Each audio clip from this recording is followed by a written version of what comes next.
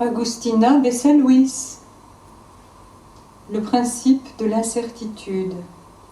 Vous entendez des voix? Je rêve que j'en entends, aussi nettes que si l'on parlait à côté de moi.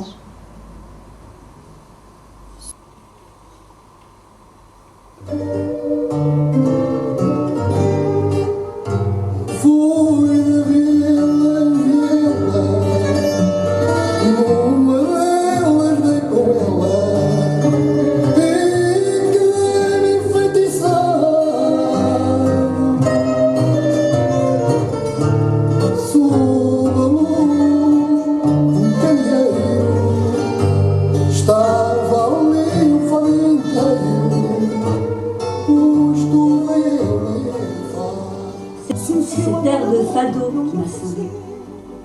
Il a produit l'effet de la Madeleine de Proust. Je me souviens peu à peu. Nous utiliserons le tramway colorié. Il monte et descend les collines, serpente à travers la ville et sonne à qui mieux mieux comme un jeu d'enfant. Nombreux sont les poètes et les écrivains statufiés, les immortels que l'on peut y croiser. Je n'arrive pas à comprendre comment on peut trouver triste un couchant. À moins que ce ne soit parce qu'un couchant n'est pas une aurore. Distinguait de profil les lèvres immobiles de mon compagnon. Silencieux, il contemplait la beauté du monde, il participait du cosmos, sans émoi particulier. Visiblement, il était étranger à cette seconde visite dont Pessoa nous honorait. Pourquoi m'avoir choisi, moi ?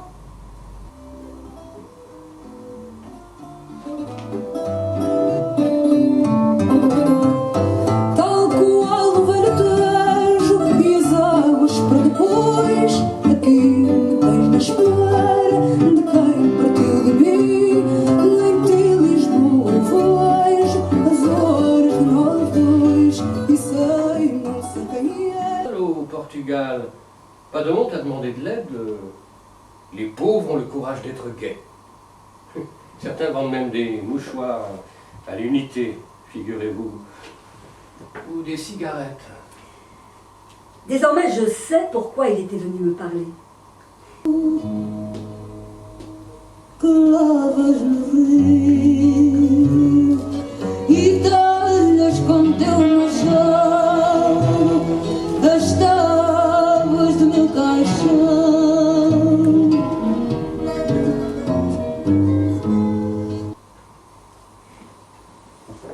À quoi bon continuer à écrire? Moi, je ne vis que pour cela.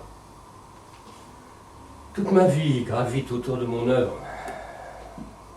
Quelque bonne ou mauvaise qu'elle soit, ou puisse être, tout le reste dans l'existence a pour moi un intérêt secondaire. Il haussa les épaules. Qu'est-ce qu'un être libre, dis-tu? Je vois, moi, que tu dois continuer à écrire. Je t'observais l'autre soir. Vous dîniez dans l'Alfama avec des amis. Une taverne modeste pour vous mêler à la vie des bonnes gens. Les tables sobres, des planches sur des tréteaux étaient dressées sous des lampions en papier. Dans vos assiettes de grès, il y avait des sardines à l'escabèche, des beignets de morue et des pois chiches. Vous buviez le nectar des pichets pour écouter le fado avec l'émotion qui convient. Tu regardais les tristes silhouettes. Au balcon d'en face, il y avait de pauvres hères qui ne voulaient rien perdre de la soirée.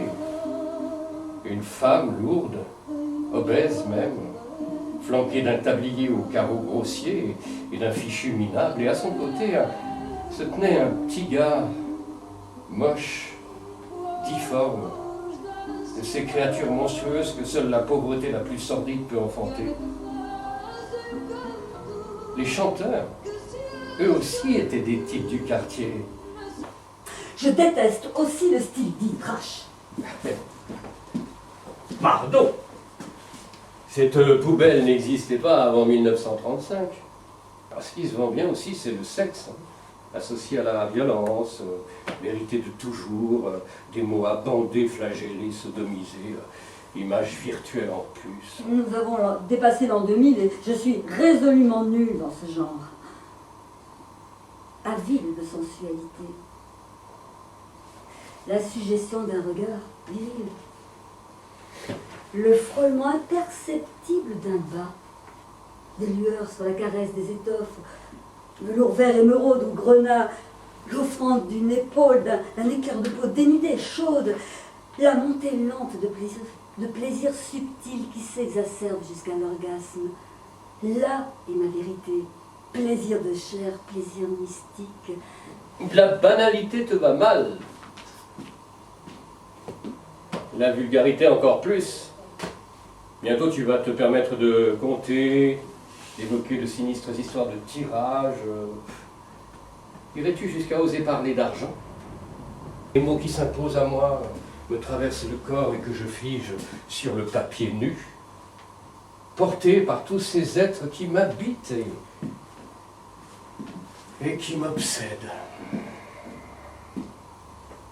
Je me sens plus les êtres que j'ai créés que moi-même. Ils me font mal parfois, à la tête. Au point que j'ai dû me libérer en racontant nombre de mes hétéronymes. Grâce à lui, désormais, je ressens toute la laideur de ce mot best-seller. Best-seller!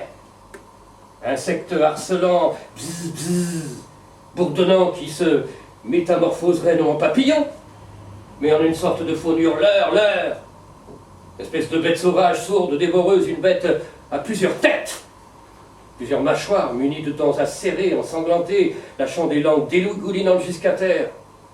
Best-seller, mode, produit standard, norme, commerce de masse, mondialisation, imbécilité, chronique, cliché mortuaire, un goût pour tous le même, plus personne pour vivre. Pour rire! Fadista já cansado, no passado lembrou, agarrou uma guitarra, não pode cantar, chorou. Lisboa já tem sol a cheirar a lua, quando nasce a madrugada sorrateira e o primeiro elétrico da rua faz corpo as chinelas da ribeira. Se chove cheira a terra prometida, procissões têm cheiro a rosmaninho. Pessoa n'est pas le seul à pouvoir intervenir ici-bas. Ce n'est pas l'apanage des seules grandes plumes. Camões, et Sadiquero, Sabuki, Antúñez, Saramago et les autres. Tous les écrivains, et certains écrivaillons le peuvent. Le doivent en fait. Moi aussi.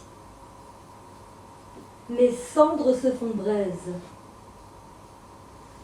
À moi de les inspirer, ceux qui écrivent, les vivants. C'est mon tour. Femme ou homme, écrivain ou écrivaine. Au moment où Alice Machado écrivait, Comme si les phrases étaient devenues une passerelle où je pouvais marcher, aller et venir d'une langue à l'autre, sans frontières, seule en compagnie des mots. Oui, les livres avaient été mon refuge, avec toute la volonté de vie enfermée dedans, où je pouvais voyager.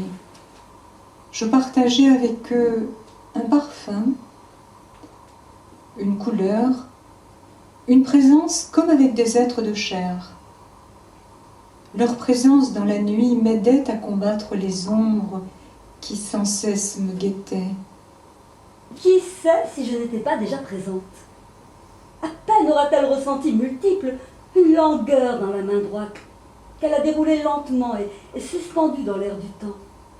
Un bruit comme un craquement, étirement des tendons, fibres musculaires. Qui sait si je ne me tenais pas penchée vers elle?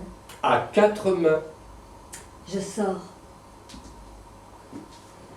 Me voilà. J'arrive. S'il me plaît de me glisser en vous, n'en prenez pas ombrage. J'ai le pouvoir de peupler votre univers des songes les plus fous, des joies les plus délicates. Je suis là, invisible, tendre. Tout à vous. Je vais vous asperger de mots heureux, grains de riz de nos noces. Vous écrivez, je dicte. À vous de jouer. À Lisbonne, les tramways coloriés sonnent comme un jeu d'enfant.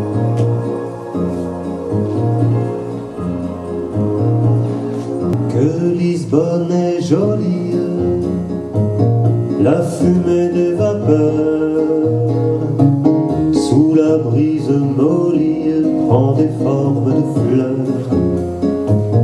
Nous irons à Lisbonne, à